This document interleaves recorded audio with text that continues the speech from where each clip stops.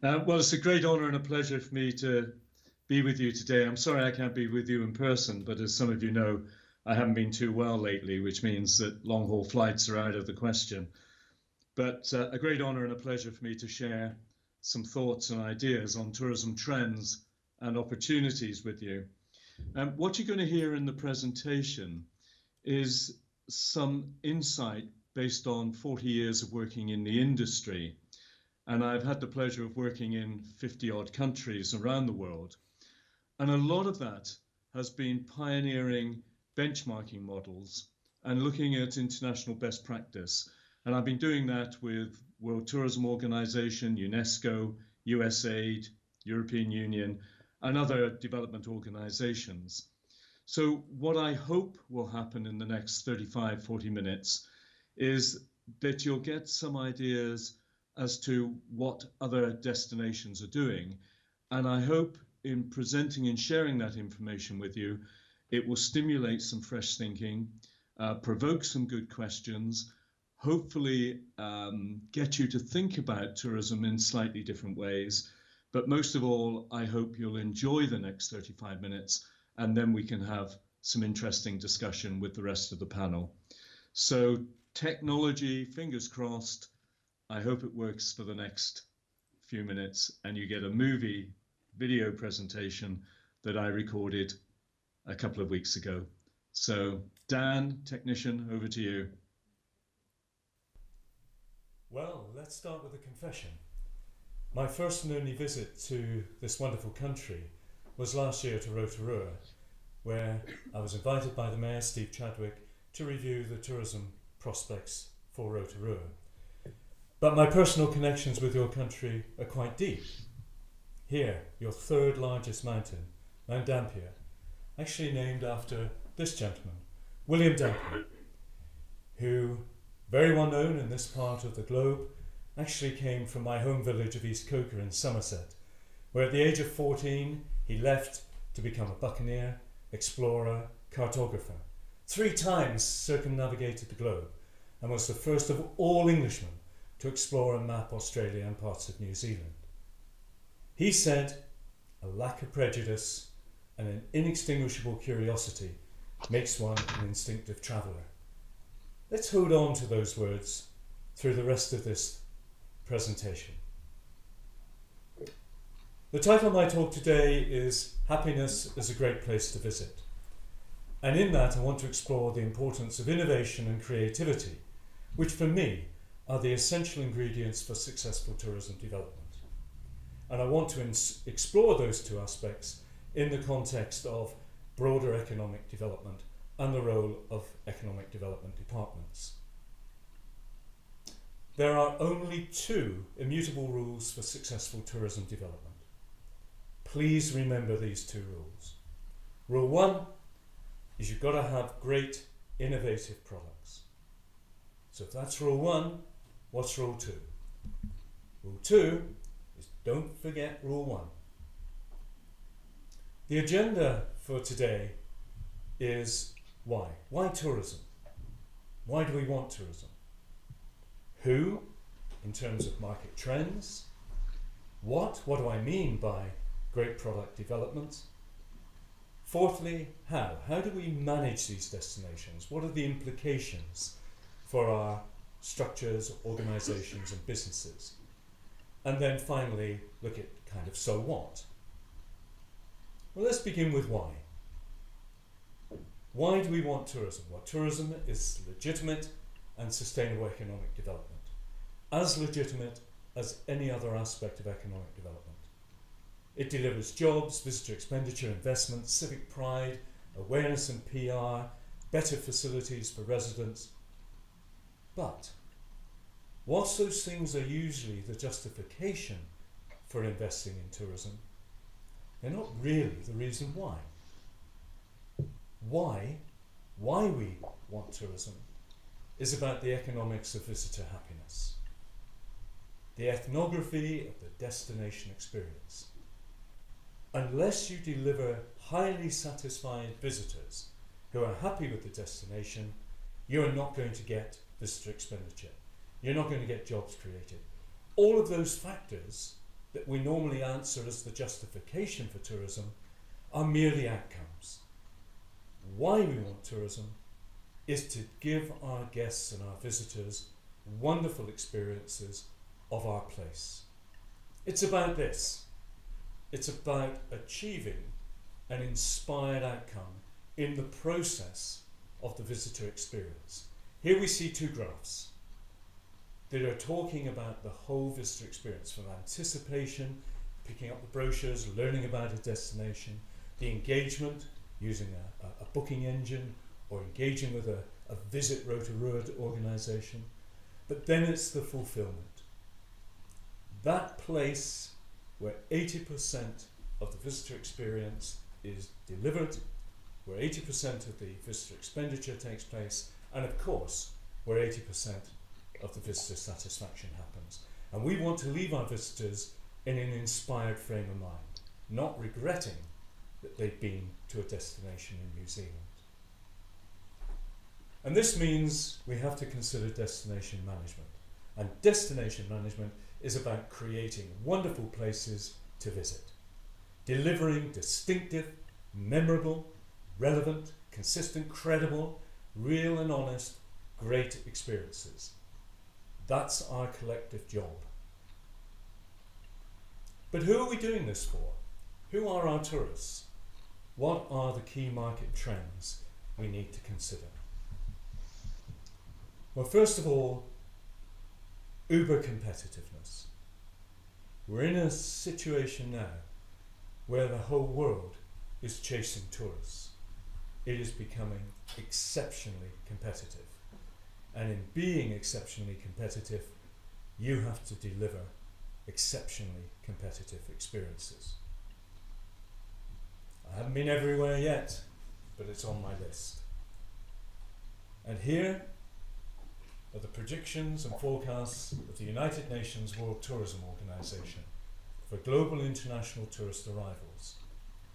You can see from this graph a number of things. First of all, the fact that in the history of mankind, for the first time in that whole history, we've hit 1 billion international arrivals this year. Yet by 2020, we're forecasting up to 1.6 billion international tourist arrivals. So we're in an industry that's in growth, but the growth is unequal. You can see that whilst the blue area, Europe, is still receiving highest levels of market share, that market share is in decline. And we're seeing the yellow, particularly, increasing market share. And yellow is East Asia and the Pacific. That's you, that's New Zealand. So you're showing higher levels of growth than other parts of the world. That opportunity for you to capture tourist interest and grow your international tourist arrivals is strong. But something's happening. Something's happening as various societal shifts impact on the way we think about tourism and hospitality. Look at this quote from Klaus Sendlinger. Tourists take great design and quality for granted.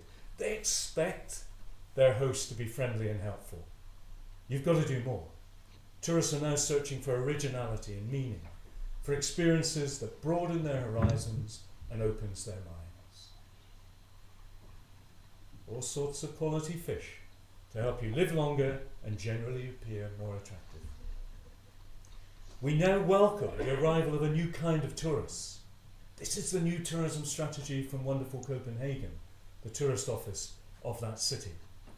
They're temporary locals seeking the emotional connection with your destination and enjoying shared experiences with local people and their culture and stories. The local becoming important. People, places and memories. We want your story. The reason we travel is for difference, and difference comes from the local. So please don't shy away from the local stories, the local people, the ability to deliver those credible, real, honest, authentic experiences. This is why we travel, and increasingly, it's why we're searching out destinations. Travelling has, of course, always been about face-to-face encounters, serendipity, culture and acquiring wisdom. In the future, we will become better at using technologies to reach these ends. So the new technologies, the sharing economy, is all about us being able to get to our objective, which is to belong anywhere. And Airbnb is a classic platform. Airbnb and others are not going to go away. How do you work with them? This is Caracas, the Tourist Board of Caracas, signing a strategic agreement with Airbnb.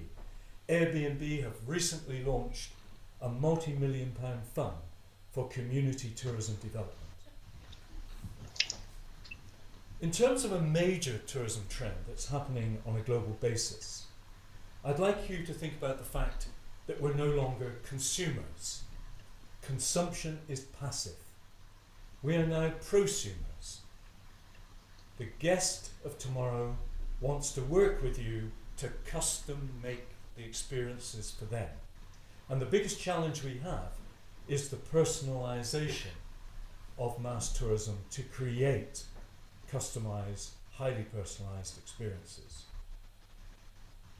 The progression of economic value, here explored through the grape, is a good example of the way I want you to think. Because most tourist destinations talk about the experience economy. And here, if you look at my graph, we see that the grape becoming an experience is actually only 4 on this 5-stage approach. And where we need to be going is to take us to what's called co-creation. So the grape begins as a commodity, as a fruit. It becomes a good as a bottled wine. It becomes a service when we add wine tasting. It becomes an experience when we can meet the vintner, learn to pair wines with food. But now our customers want to go further. I want to work with you to co-create my own personal experience. Plant the vine, pick the grape, press the grape, make the wine, design the label, bottle the wine, choose your meal, cook with the chef, dine with a partner, drink with the wine with that partner and with that food. So we need to be thinking about co-creation. Here's a specific example. In Istria and Croatia, this truffle hunter used to take 25 people out at 10 euros a time hunting truffles in the wood. Crap experience for him, crap experience for the forest, poor experience for the visitor. He now does a tour of truffle hunting for just 2 people who pay 100 euros for a really fine experience, highly sustainable in terms of development, great economic reward. He becomes your best friend for an hour. You end up having a meal with him. He finds a truffle, you share a beer. He doesn't speak Croatian. He doesn't speak English. I don't speak Croatian. But the experience is wonderful.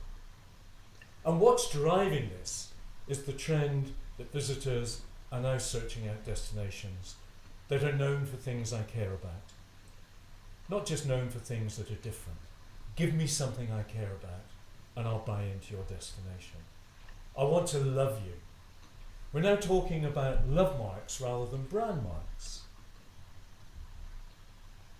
Yet there's only one country in the world that is able to take love and put it into their branding. The greatest thing you'll ever learn is just to love and be loved in return. So I want to love New Zealand. I want to love the destinations in New Zealand. And the opposite of love isn't hate, it's indifference. And the last thing you want me to be is indifferent about you and your tourism industry.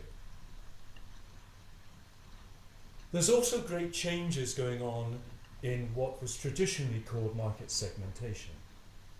You know, you would look at me and you would see an old man dressed in a suit who would probably be interested in golf and a bit of culture. Actually, we all live spider lives these days. We all do many things, and particularly in our travel for leisure or business. So there's no traditional segmentation anymore. You can appeal to all sorts of markets all of the time with interesting products. This is a fabulous image that's used for the marketing of Zellveld and Leogang in Austria. Known for its downhill mountain biking, where its branding is new culture meets old. And here we have world-class mountain biker sharing a beer and story with the oldest resident in the village. This is the Danish Open Air Museum. I spoke to the curator and I said, why have you got Hells Angels visiting an open-air folk museum? He said, we don't appeal to that market.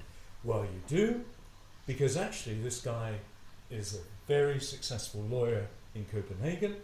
He happens to ride a Harley Davidson motorcycle, and he belongs to the Vulcan Riders of Denmark, Hells Angels Club. So please don't make me stereotypical. Please think differently about the markets. I'm old and I'm bored, but I still search for a gallery. And last week I searched for a gallery that was an outdoor graffiti tour of Ljubljana in Slovenia. So my point is, forget market segmentation. Your products need to be open to everyone. So it's a very cluttered marketplace. You have to be doing things differently. In a very cluttered marketplace, the competition will always have more than you. So New Zealand, your destinations, your regions, your country, you have to be smarter, more focused, more organised, more market-centric, more innovative and creative, and better managed. And I'll come back to that idea of management later. So how do you achieve these goals? And that leads me to item 3 on the agenda, product development. Remember, rule 1, great product. Rule 2, don't forget rule 1. And dull is a very crowded marketplace. We're drowning in a sea of sameness in tourism. And our customers are telling us. This was a message in the visitor book at the William Wordsworth Cottage in the Lake District in England last week. So, great innovative products, don't forget rule 1. And product innovation at all times allows marketing innovation. It's not the other way around. It's not about marketing, it's about having the product to go to market with. And New Zealand, you've led in the past, you now need to lead again. Don't forget the imagination. And why is this important? Well, for the next 10 to 15 years, we'll be chartering uncharted territory. Unprecedented experimentation. Old formulas no longer hold true. Traditional forms of partnerships and collaboration will have to change, where hybrid solutions created by hybrid thinkers will prove to be winners. The human mind is like a parachute, it only works when it's open. So, open your minds for the next few minutes as to what we could be doing. This innovation and creativity in product development. London's newest hotel. A 1-bedroom, 5-star hotel that looks like a boat on the top of a theatre on the side of the Thames. Visit England don't know how to deal with it, don't know how to accredit it, but the markets respond well to it. Fully booked, premium pricing. Sweden's new hotel, the Tree Hotel. 12 bedrooms, designed like birds' nests hanging in trees. No reception, no traditional bar, no traditional restaurant, breaking the rules, but to deliver innovative product. And in Wales this year, we're building on the theme of epic experiences. And that epic has led to the creation of a whole series of pop-up hotel rooms. Different designs built upon the legends and the stories of Wales. But is it a hotel? Is it a vessel for experiences? It doesn't matter really. It only matters to the tourist board who then say, well, it doesn't have a shower or it doesn't have accessibility for the disabled. What's happening is people are challenging all the definitions of how we thought about product development. And this is a really good example of mountain biking that has changed the way we think about mountain biking. This is in the borders of Scotland. A stane is a standing stone. So here we had 7 mountain biking routes that were only differentiated by the landscape they went through. So how are we going to make them different through innovation, creativity? Well, let's start with a detective story, The Mystery of the Seven Stains. And then let's work with a computer gaming company to make The Mystery of the Seven Stains a computer game. And then allow those mountain bikers to use the gaming program to get to a certain level And in order to get to the next level, they have to ride the routes, find a sculpture in the open air, decipher a code on the sculpture, go home, enter that code into the computer game and go to the next level. Brilliant. And that sort of brilliance and creative thinking exists in New Zealand. How do you exploit it and expand it and take that approach further? And in terms of the how, what is the role and responsibility of economic development departments? How do you get to a situation where this innovative product development can thrive? How do you create that environment for success? Well, it needs to happen. Look at this quote from the Secretary General of the UN World Tourism Organization. Globalization has made it necessary for destinations to be at the leading edge of new products and ideas. They have to do that to remain competitive. Creative entrepreneurs must contribute to the development of destinations. Tourism policies, your policies, must be geared to innovation. And decentralization to destinations is the watchword of a modern tourism industry. So let's just analyze that a bit. You have to create the space for creative entrepreneurs to thrive. Your policies must support innovation, and you must allow that to happen at the destination level. Destinations are where people want to be. Those destinations have to be competitive, which means they have to create competitive advantage and be competently managed. How can you undertake your work to support that goal? Especially in tourism, which the industry looks like this. Many, many fragmented pieces. It's a jigsaw puzzle. All these different pieces that come together to create a wonderful composite picture. The trouble is in tourism, all too often, we don't know what that picture on the outside of the box looks like. So, the first step to make all of that happen is alignment. Alignment of policies, alignment of spending of money, alignment of purpose, alignment around a vision. So all the different pieces and players, private sector, public sector, third sector, can work towards an end goal. How often is that vision there? How often is that vision accessible and accepted and worked towards? How often do all the bits line up to create that wonderful visitor experience? And here's a specific example of this alignment in practice.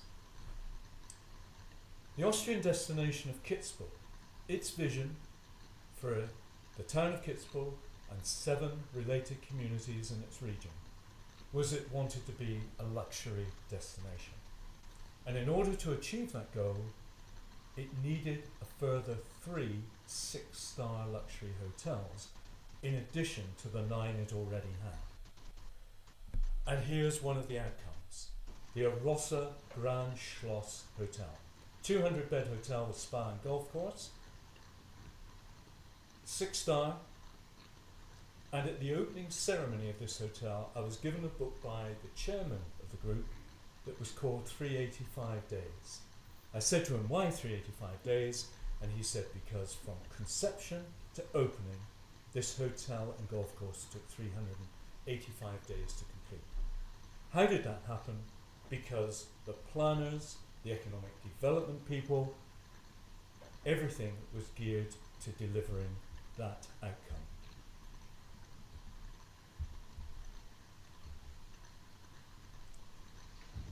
So, what are the lessons? Well, destinations have to be coherent and compact, understandable for the visitors, manageable in scale, cohesive from a stakeholder perspective, policy alignment, have a critical mass of attractors, services and infrastructure, be customer focused, market-led, high quality, creative experiences, be competently managed and be competitive, allowing your comparator assets to become competitive assets, thus creating an environment for success and the delivery of consistent visitor experiences.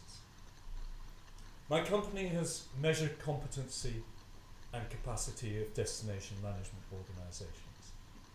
Across 70 destinations in 4 continents, we've used the same model. And what's revealing is shown in this graph. Destinations around the world all do well at the same things and all do badly at the same things. We can explore some of these comments in the panel session afterwards. A key message throughout this is that the tourism industry needs hybrid thinkers and hybrid solutions, but this is not an industry sufficiently innovative and creative to deliver. So, we have to enter a situation where interesting things happen when you allow different clusters and disciplines to collide. Can you do that? Do your policies, do your offices and do your officers allow that to be the case? Istria, Croatia, here's the tourism development team.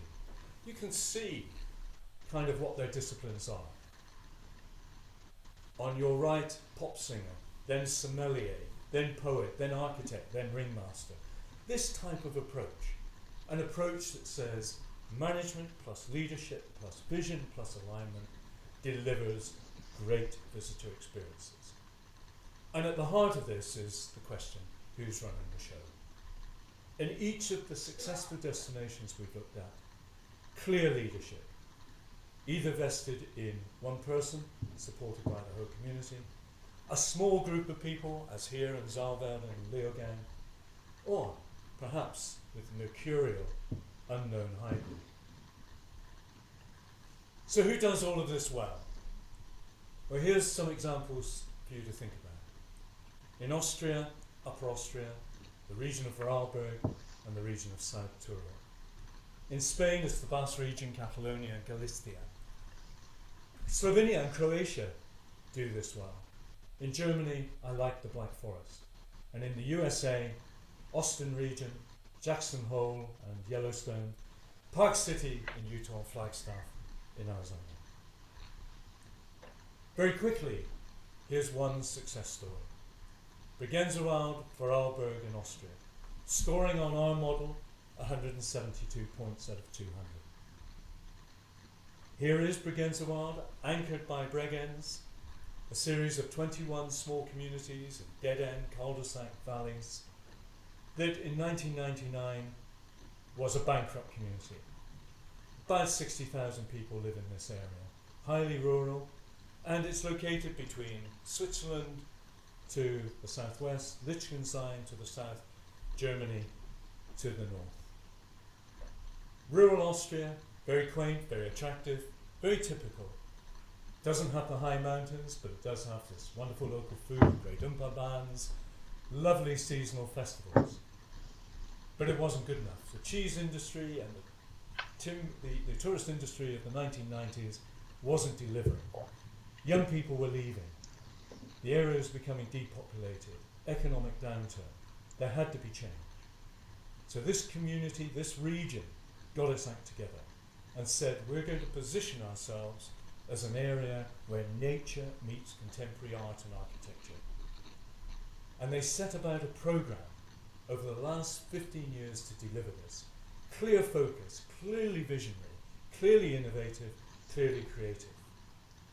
You've just seen a picture of an art gallery closed to make it look different. They have the world's largest floating stage with a biennial opera, the Bregenz Opera Fest, where every 2 years a different opera takes place, worth 120 million to the local economy. So here clearly nature meets contemporary art and architecture. And then we see as many symphony orchestras playing in these valleys as we do umpa bands. The dairies have had a makeover with modern architecture. If you're about nature and art and tourism, then the most natural thing in the world is to stay in an apartment growing in a wild flower meadow. Wonderful family hotels in the centre of villages, 5-star hotels with spas, where their gardens bleed into the local forests. This is an extraordinary place of reinvention, where everybody has shared the experience and has shared the vision, delivering unique, real, credible, authentic experiences.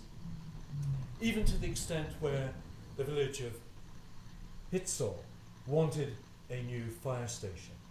So, contemporary architecture, the fire station's underground, and on the above levels we have Europe's only museum dedicated to contemporary women. New tourist information centre meets old architecture. Fabulous new sustainable transport system, well-designed buses. And last year, a competition for every one of the 21 villages to employ a world-class architect to design new bus shelters. On brand, on vision. And if you want a new conference centre that's on brand and on vision, then the only place you're going to put it is on the lake with a contemporary design conference centre. So, great area for walking and cycling, much like rural New Zealand, but the difference, their brand proposition, art meets contemporary art and architecture. And therefore, their biking trails are destined to meet sculpture. 100 Anthony Gormley sculptures across this landscape. A great example of everybody working together. And oh, by the way, the Bregenzer Wild card given to every tourist guest allows you free transport and access to all their museums and galleries. Really together destination. So to conclude, so what? Where is all of this going to take us? Well, the starting point has to be good ideas change anything. Good ideas means innovation at the destination level, the ability to support experimentation that adds value and tells a story. But where do good ideas come from? Well, here's a nice story. Innovation may happen when people are not so focused. The University of Copenhagen, working with a brewery, found that if you're a little bit inebriated, you're most creative. So their new beer is the problem solver, and on the back of the problem solver is a calibration. Are you male? Are you female? And how much of this bottle need you drink if you're a certain weight in order to be at your optimal level of creativity? Wonderful. So the next eDance conference has got to import bottles of the problem solver to help you become much more innovative in your discussions. In reality, where do good ideas come from? Well, talk to the person sat next to you. You don't know what they do. They might have a great idea. Have liquid networks, poets, musicians, anthropologists. Allow them to influence your economic development strategies. Develop counterintuitive notional activity. Hybrid solutions is important. A fusion of ideas from different sources. We've got to get out of our cosy environment. Radicalism's required. That's what Alvar Aalto said, 1930. This man encouraged us to be radical. Please be radical in your approach. Philippe Bourguignon, the creator of Miraval Spa in the States, says the next 10 years in tourism will be about the difference driven by creativity and imagination. Markets don't know what they want. It's our job, your job, to show them the way. There he is. So what next? Well, New Zealand, you can't wait. The future starts today. Critical to success is think and act destinations. Have vision and leadership. Work together, alignment, together stronger. Understand your markets. Be prepared to support innovative projects. Find unique creative experiences. Back and work with winners. Why not think for things that have never been thought of before? As Jerry Garcia, marketeer and songwriter of the Grateful Dead, said, New Zealand, you cannot merely want to be considered just the best of the best. You want to be considered the only ones who do what you do. And I'll leave you with this thought. The only book on marketing that you ever need buy is Marketing Lessons from the Grateful Dead. Diolch yn fawr. Thank you.